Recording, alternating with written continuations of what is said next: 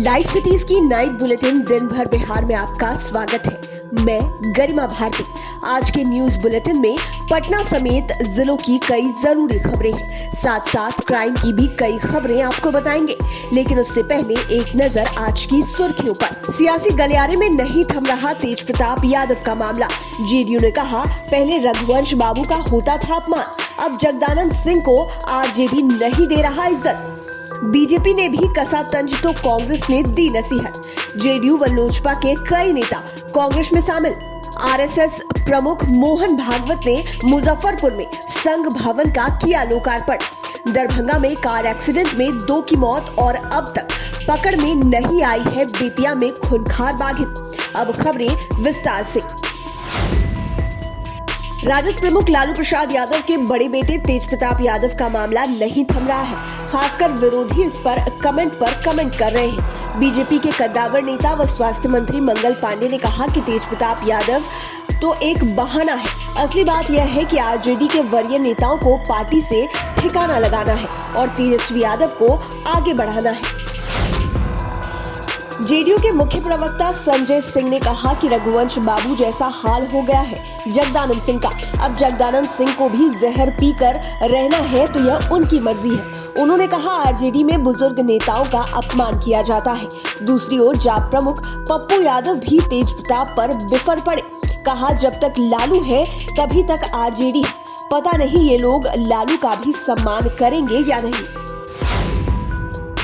तेज प्रताप व जगदानंद सिंह प्रकरण पर कांग्रेस ने भी नसीहत दी है। प्रदेश अध्यक्ष डॉक्टर मदन मोहन झा ने कहा कि पता नहीं तेज प्रताप कब सुधरेंगे। उन्होंने कहा, राजनीति हो या कोई और क्षेत्र, बड़ों का सम्मान देना बहुत जरूरी है। तेज प्रताप को इतना शिष्टाचार तो आना ही चाहिए। उधर कांग्रेस के विधान पार्षद डॉक्टर समीर कुमार सिंह ने तेज प्रताप यादव पर तंज कसा है।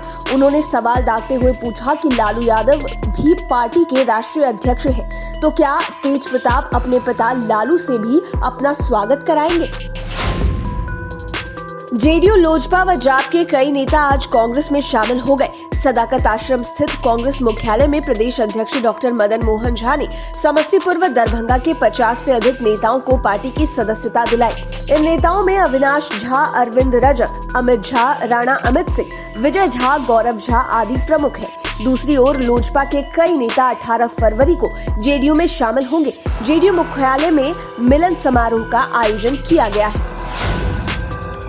आरएसएस प्रमुख मोहन भागवत 5 दिनों से बिहार में है। आज उन्होंने मुजफ्फरपुर में संघ भवन का लोकार्पण किया।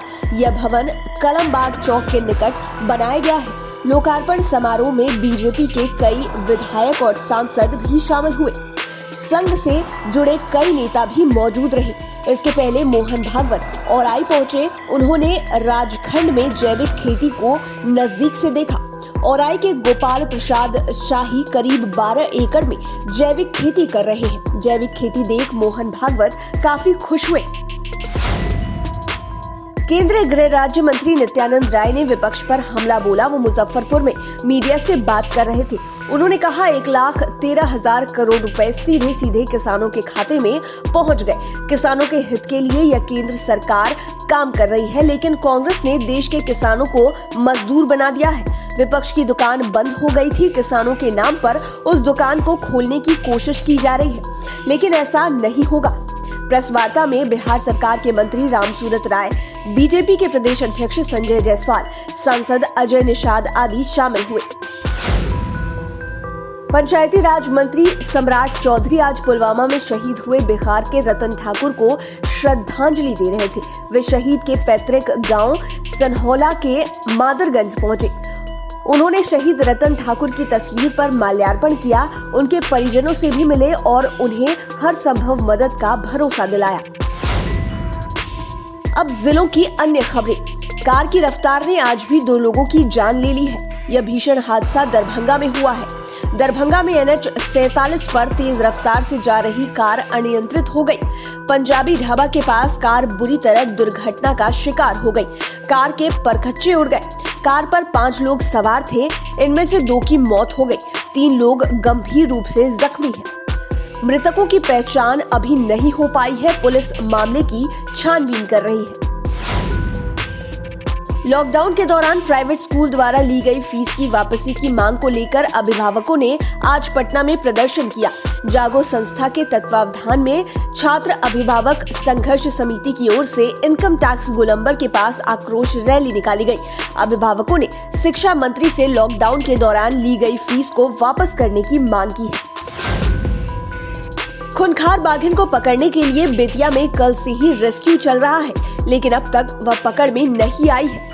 इससे वीटीआर के निकट गौन्हा प्रखंड के लोग दहशत में हैं। बाघिन के हमले से अब तक 3 लोगों की मौत हो चुकी है। खास बात कि परसौनी गांव के निकट बाघिन की निगरानी के लिए 3 ड्रोन कैमरे लगाए गए हैं। लोकेट किए गए एरिया में 7 पिंजरे लगाए गए हैं। 60 टाइगर ट्रैकर को भी लगाया गया है। इसके बाद भी खूंखार बाघिन को पकड़ा नहीं जा सका है। इसकी वजह से लोग काफी सहमे हुए हैं।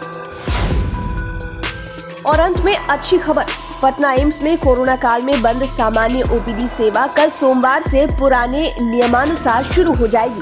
फिलहाल एम्स में ओपीडी सेवा तो चल रही थी, लेकिन इसका लाभ एक दिन में केवल 20 लोगों को ही मिल रहा था। लेकिन कोरोना मरीज के घटने के बाद अब पटना एम्स में सामान्य ओपीडी की सेवा शुरू की जा रही है। एम्स के चिकित्सा अधीक्षक डॉक्टर सीएम सिंह के अनुसार 15 फरवरी से एम्स के सभी विभागों की ओपीडी पुरानी पद्धति से संचालित होगी। इसका लाभ पटना समेत बिहार के दूर दराज से आने वाले मरीजों को भी होगा। लाइव सिटीज की नाइट बुलेटिन में फिलहाल इतना ही। खबरों की दुनिया में बने रहने के लिए हमारे चैनल को सब्सक्राइब करें और लेटेस्ट अपडेट्स के लिए फेसबुक पेज को जरूर लाइक करें। धन्यवाद।